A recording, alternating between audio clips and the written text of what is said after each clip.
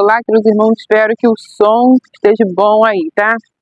Estou usando um microfone que uma irmã me deu, irmã Aline. Eu até agradeço pelo microfone. Estou testando hoje. Que aí pelo menos dá para fazer os vídeos com som melhor. Irmão, no último vídeo eu falei do sinal da besta, falei sobre isso um pouco. Houve algumas dúvidas de alguns irmãos, mas hoje eu quero falar, irmãos, assim caminhando com vocês, para que vocês possam entender como eu vejo esse sinal da besta. Creio. Deixa eu parar um pouquinho do carro. Como veio um carro, eu parei um pouquinho. Eu creio, irmãos, que o sinal, como perguntaram, o sinal é literal, espiritual. Irmãos, eu creio que o sinal, ele tanto é espiritual, que ele vem no mundo espiritual, porque o mundo espiritual, embora muitos não acreditem, mas o mundo espiritual, ele está diretamente conectado com o mundo material. Cláudia, como assim? Tudo que você realiza no mundo material, ele reflete no seu mundo espiritual. Quando Adão e Eva fizeram algo que foi a desobediência, isso refletiu no mundo espiritual. Tanto é que o jardim onde eles estavam de delícia foi uma coisa tirada deles. Tanto é que Deus teve que fazer um revestimento, uma pele nova para eles. Então, muda no mundo espiritual e muda no mundo físico. A marca, ela não pode ser tirada. Depois que uma pessoa for marcada, ela não pode falar assim, eu vou tirar. Ela perde toda a condição de tirar. Ela perde todo o controle agora sobre a sua vida. Automaticamente, é bem claro, a Bíblia diz claramente, é melhor que morra do que... A Bíblia não, né? Jesus diz claramente, é melhor morrer, ir a cativeiro, qualquer coisa, do que receber essa marca, porque essa marca é um sinal de que agora aquele marcado é pertencente ao espírito maligno. E quando está escrito lá em Daniel ele diz mesmo assim, irmãos, percebam o que eu estou tentando falar.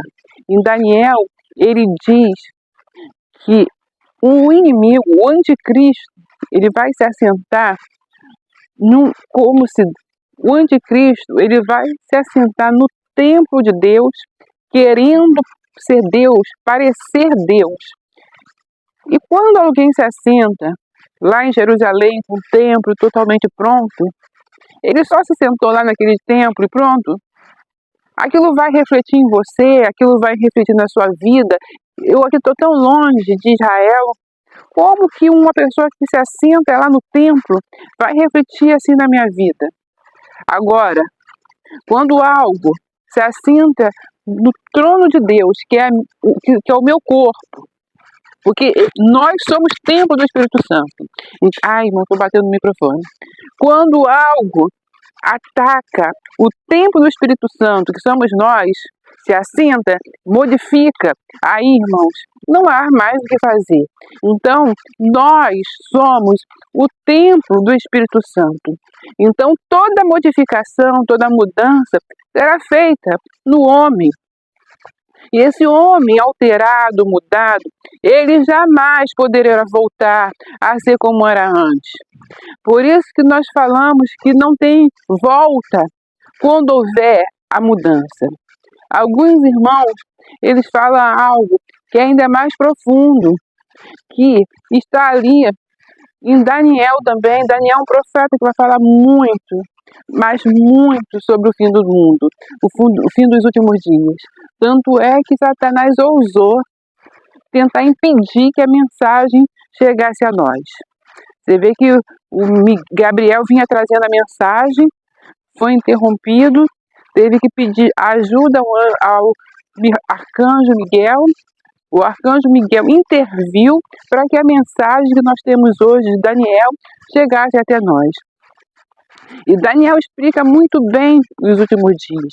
E ele diz que nos últimos dias seria o último reinado, a estátua de Nabucodonosor. E ele fala que o último seria os pés. os 10 dedos, né, para ser precisa, os 10 dedos. E esses 10 dedos seria uma mistura de barro com ferro. Por um lado seria forte, por outro lado seria fraco. E nós vamos ver nos últimos dias a mistura, porque o ferro, ele vai se misturar com o barro. E assim, o homem, ele vai ser misturado. Então, o homem somos nós, barro, seremos misturados ao ferro. E nós já estamos vendo isso acontecer, as perspectivas do homem ser misturado com o ferro. E ali, irmãos, vai começar a se cumprir a profecia de Daniel. Mas isso acontecerá na última semana de Daniel. Ele é claro, na última semana. Cláudia, quando começa a última semana de Daniel? A última semana de Daniel, ela é marcada com a presença notória do anticristo. Essa é a última semana que nós veremos sobre a terra. E será, irmãos, um momento, para algumas pessoas é uma coisa tão desesperadora, mas será mais uma fase que o homem terá que passar. Será mais uma fase que teremos que viver. Mas por que teremos que viver essa fase? Porque foi o projeto de Deus que ele determinou. E ele está no controle. As pessoas acham que será o fim. Nós sabemos que tem diversas formas de pensar no final. Uns acham que Jesus vem antes, na metade, no meio. Isso não é discutível nesse vídeo. Não importa em que momento você pensa que Jesus vem. Mas o que importa é que você sabe que ele vem. E quando a gente pensa que Jesus está voltando, dá muitos temores no coração. Será que estou andando certo? Será que estou andando em perfeição? Tem gente que ama tanto Jesus, mas não há tanto Jesus que fala assim, será que pequei? Será que vou? Tem insegurança se ela vai estar com Jesus naquele dia, por causa do seu temor, do seu amor, que ele acha que fez alguma coisa, já não vai estar com Jesus. Irmãos, o Senhor, ele quer salvação. Ele quer que os seus filhos voltem para ele. Ele fala, eu vim para as ovelhas perdidas da casa de Israel. Ele quer que volte. E aí uma pessoa que crê que Jesus morreu naquele Calvário, o sangue que ele derramou é para salvação. Uma pessoa que crê no sacrifício de Cristo, irmãos, e ama Cristo e cumpre os seus mandamentos, que é amar a Deus e amar seu próximo. Irmãos, quando eu olho para essa pessoa, eu já vejo Deus nela.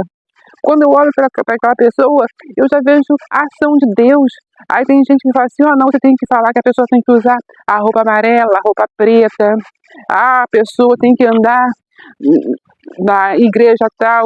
Irmãos, Deus é infinito. Infinito. E eu venho trazer somente a palavra, porque a palavra é a verdade que liberta. Quando a palavra chega no seu coração verdadeiramente, ele transforma, porque quem sou eu para ter o poder de tocar no coração de alguém? Ninguém. Mas a palavra, ela é mais penetrante, né? Porque a palavra ela é mais penetrante do que a espada de 2 gumes, que penetra até a divisão da alma e do espírito e faz a pessoa discernir, trazendo a verdade. Então, só a palavra ela pode fazer você se conectar verdadeiramente com esse Deus poderoso. Então, eu não fico falando que caminho que a pessoa tem que tomar, para onde que a pessoa tem que ir, porque existe um Deus vivo que fala aos corações. Meu trabalho é apenas falar. E o trabalho do Espírito Santo de Deus é convencer. Então, muitas vezes eu vejo que a pessoa não entende o que eu falo, e eu falo, não adianta brigar, adianta entender, compreender. E eu venho aqui com o meu coração aberto. Tudo que eu falo aqui, eu oro a Deus, eu coloco na mão de Deus. Para quê? Porque um dia eu vou ter que prestar conta.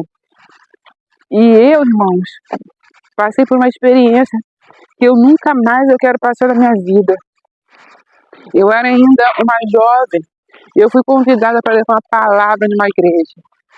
Mas antes de eu chegar para trazer a palavra, me levaram para um canto e começaram a conversar comigo e falaram, ó, você vai ter que falar essa palavra, você vai ter que falar isso na hora da mensagem, é isso que você vai ter que falar. E era assim para trazer uma mensagem que Deus não tinha colocado no meu coração. No meio da mensagem eu tinha que falar algo para a igreja, vamos dizer assim, para os irmãos entender. E aí eu fui, eram os anciões que tinham me reunido para me instruir. Eu só fui convidada a ir naquele lugar. E eles, irmãos, quando chegou na hora, eu falei a mensagem que estava no coração, que o Senhor tinha colocado, e eles olharam para mim, eu tremia, porque eu não conseguia falar o que eles tinham mandado eu falar, porque eu falei assim, meu Deus, o Senhor não mandou falar isso. Senhor, eu não tenho essa mensagem para falar. E aí eu não consegui, eu tremia igual a vara verde. Eu não consegui falar, me travou o peito, o coração, não saía a palavra. E aí quando terminou o culto, os cachorrinhos, tomara que não atrapalhe. Quando terminou o culto, irmãos, eles me chamaram no canto e falaram assim, sua covarde, não conseguiu falar. Não falamos para você falar. Tudo que a gente mandou você falar, você não falou nada. Irmão, eu vim embora para casa arrasada com aquela palavra covarde. E aí eu saí tão envergonhada daquela igreja. E eu falei assim, meu Deus, como eu sou covarde. Os irmãos de antigos, anciões, mandaram eu falar, eu não obedeci. Como que eu pude ter agido daquele jeito? E aí, irmãos, eu era uma jovem. E o tempo passou. Mais de 10 anos se passaram. E eu esqueci aquele momento. Irmãos, quando chegou assim um dia, eu estava, não sei, eu estava pensando.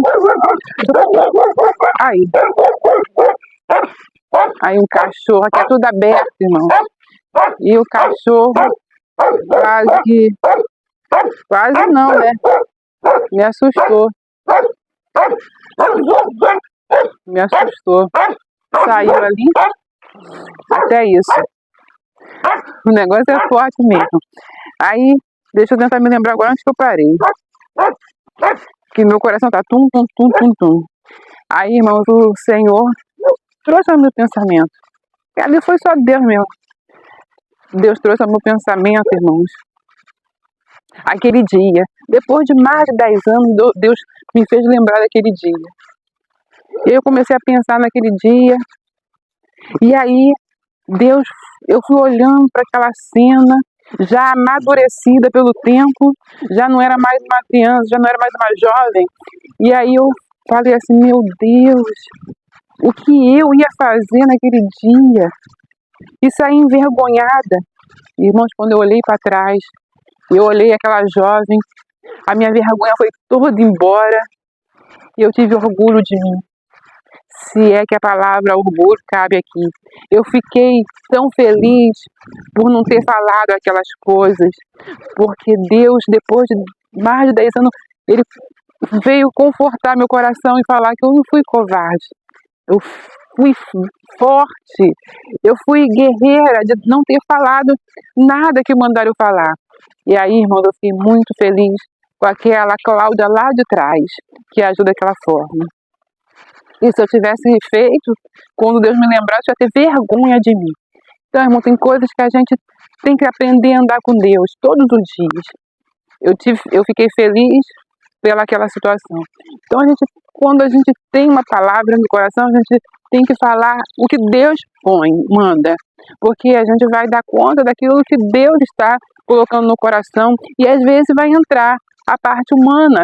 E Deus vai entender quando é a gente interferindo com o lado humano, com intenção de interferir, com intenção de mudar. E Deus vai saber quando a parte humana está falando, porque somos humanos. Mas dentro do que Ele ministrou, a palavra principal foi entregue. Então, isso nós temos que pensar. Então, irmãos, daqui para frente, nós vamos ver cada dia mais o dia do encontro com o Senhor. Bem, na minha visão, eu creio que nós passaremos pela grande tribulação e ao final dela seremos arrebatados. Tem irmãos que creem que vão antes. Tem irmãos que creem que vão na metade. É isso que eu falo. mas crê. São irmãos que estão crendo. Por isso eu acho que não deve ter divisão, briga, grito, porque a igreja está tão dividida, o povo de Deus está tão dividido, que tem coisas que não precisa ter guerra, não precisa ter luta. Por quê? Que você acredita no mesmo final, você acredita, tem a mesma concepção de que ele morreu, irmãos, continue, continue, porque é Deus que vai fazer essa obra no nosso coração. Tem irmãos que falam aí, tem uma irmã que eu não vou falar o nome, ai, Cláudia, minha família não se converteu, Cláudia, minha família ainda não aceitou a Jesus. Irmãos, esse trabalho é do Espírito Santo. Entrega tudo na mão dele, confia nele e o mais ele fará. Então você tem que estar se preocupando, quando Deus vai agir, irmãos. Fique de pé, porque a palavra diz cuidado para que não caia. Aquele que está de pé, cuide para que não caia. Não precisa se preocupar com mais. O seu testemunho é você. Você é um testemunho de vida. Aonde você vai, você é um testemunho de vida. Eu creio que eu prego sem palavras, mas com o meu comportamento. É que os irmãos não me conhecem, todos que estão aqui não me conhecem, mas eu acho que você prega com a sua vida. Você tem uma responsabilidade, então a sua vida prega. Então dentro da sua casa, você prega com a sua vida. Você prega para a sua família. Então, eles não estão falando nada, mas eles estão vendo como você se comporta, eles estão observando, e ali, Deus, ele vai falando, é assim que Deus fala. Então, o tempo, irmão, vai chegar. Estamos indo para a marca da besta? Estamos indo para a marca da besta, irmão. Sim, a cada dia estamos indo para o reino final. Mas o que importa nesse momento, irmão, é estarmos agarradinhos com o Pai, sem temer. Por quê? Porque o mais o Senhor fará. Então, não tenham medo. Não, porque o medo, irmãos, vai te travar. Não tenha medo. Só creia que o Senhor é capaz de fazer infinitamente mais por você. E, irmãos, e tudo aquilo que o Senhor quiser para mim, quiser para você, é porque Ele sabe que vai atravessar conosco o deserto da vida e nós vamos suportar. Porque tudo, irmão, tudo nós vamos suportar. Então essa palavra que eu estou trazendo hoje, irmãos, é a palavra de conforto. O Senhor tem me confortado. Vocês sabem que nesse estou passando eu não estava olhando aqui para a câmera, não está nem filmando. A irmã Graça fica revoltada quando corta a cabeça. Ela fez o vídeo, cortou a cabeça. Eu falei, irmã Graça, eu vou tentar acertar. Estava cortada assim, não saiu direito. Espero que ela vai reclamar. Então, irmãos, o que eu quero finalizar com os irmãos é isso, irmãos. Crê no sacrifício do Senhor. Tem o Senhor Deus como o ser supremo, do supremo que Ele é. Ama o seu próximo como a ti mesmo e segue. Segue por quê? Porque te é prometido estar no paraíso. Então segue. Se você faz todas essas coisas, não tenha medo. Gente, não tenha medo do inimigo. Eu tenho um amigo que fala assim, as pessoas não querem nem que fale o nome do inimigo. Mas se ele tem medo de Deus, por que eu não posso falar as coisas? Não, e tem gente que tem medo do inimigo, tem medo de Deus, não tem temor de Deus. Então, tenha temor de Deus, porque Ele é o nosso escudo, Ele é a rocha da nossa sustentação. E assim, irmão, nós vamos caminhar com o Senhor. E eu quero agradecer pelas orações, fico com essa palavra. Até o próximo vídeo, se Deus quiser.